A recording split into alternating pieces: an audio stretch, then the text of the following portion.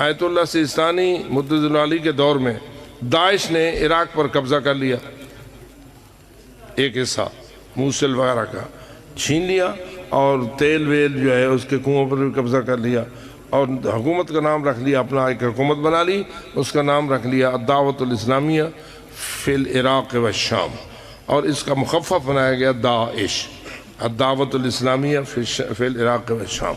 انہوں نے کتنی خونخواری کی، کتنی درندگی کی، وہ تو آپ سے چھپی ہوئی نہیں ہے۔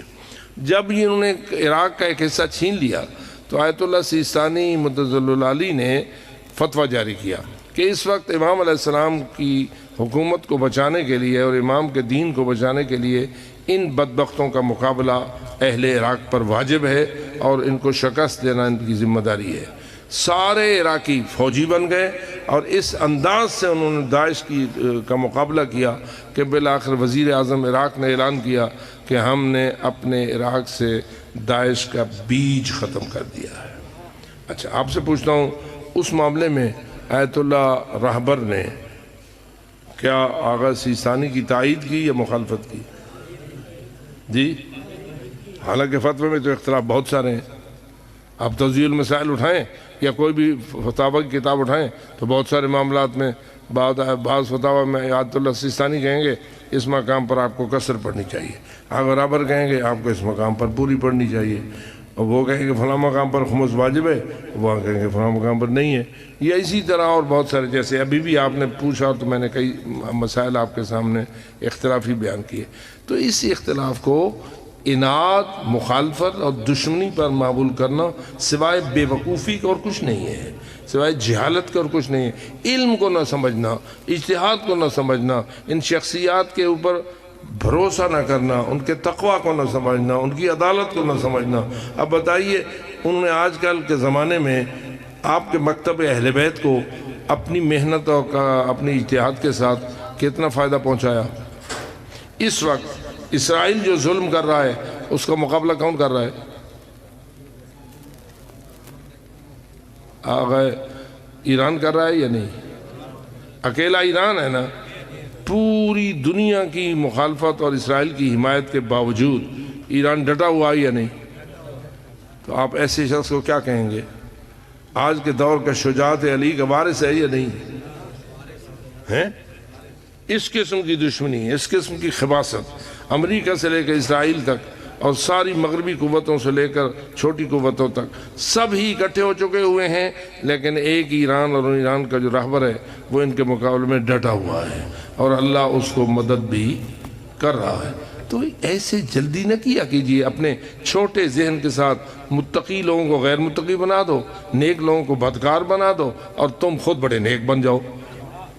اپنے بارے میں سوچو، جب مجتہدین پہ زبان کھولتے ہو تو تمہاری کیا حیثیت ہے، تمہاری حالت کیا ہے؟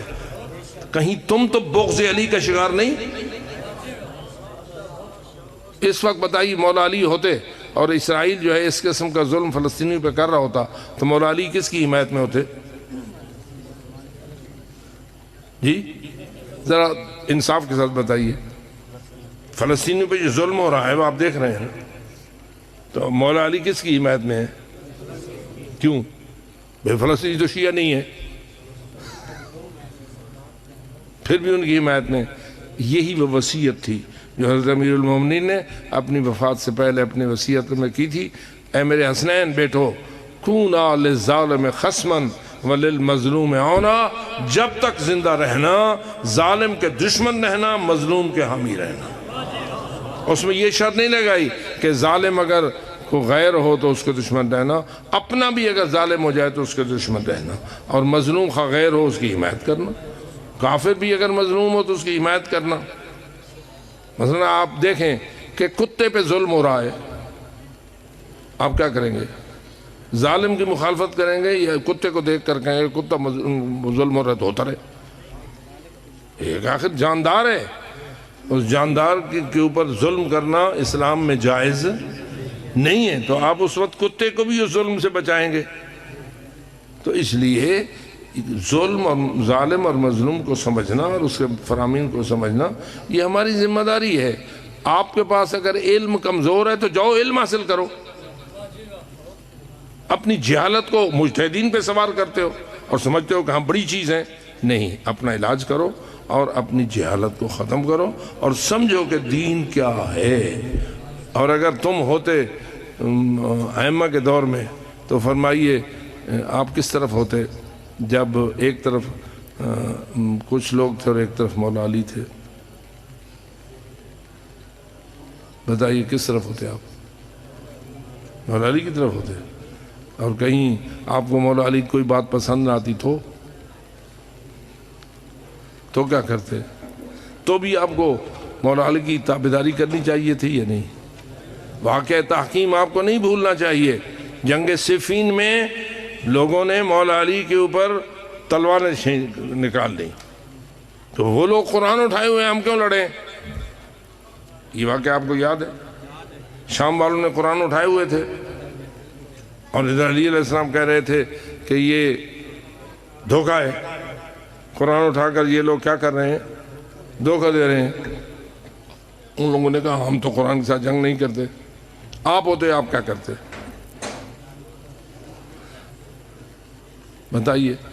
قرآن کے ساتھ علی کے کہنے پہ جنگ کرتے یا نہ کرتے؟ تو کیا آپ کی قرآن کے خلاف جنگ ہوتی؟ جب علی کے کہنے پر قرآن اٹھانے والوں کے خلاف آپ جنگ کرتے تو آپ کی جنگ قرآن کے خلاف ہوتی یا قرآن کی حمایت میں ہوتی؟ کیوں؟ کہ علی نے فرما دیا علی مع القرآن والقرآن مع علی. لیکن کتنے لاکھوں لوگ تھے جن کے ساتھ جنگ نہروان ہوئی؟ 10,000 کے نفر اکٹھے تھے امیر المومنین کے مقابلے میں.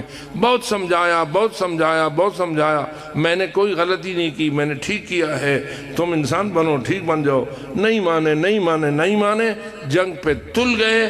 آخر امیر المومنین نے جنگ کی، یہ فرما کر جنگ کی کہ ان کے 9 بچیں گے نہیں، ہمارے 9 شہید نہیں ہوں گے. اور جنگ نہروان میں پھر ایسا ہی ہوا. اور یہ وہ لوگ تھے جو پہلے علی کے لیے جنگ کرتے رہے تھے، علی کے حامی بن کر. تاریخ کو نہیں سمجھتے ہو، علم نہیں رکھتے ہو تو زبان بند رکھو. کم از کم بند تو کر سکتے ہو. اتنے فن خان تو نہ بن جاؤ کہ جو جاہل ہو وہ جس میں مرضی آئے زبان کھولے اور اعتراض کرے اور کہے کہ میں بڑی چیز ہوں. اس لیے اپنے جنہیں تو سرے کی جاتے ہو تھانتے رہو. جو کچھ ہو وہ کچھ بنو. بآواز بلند سلام.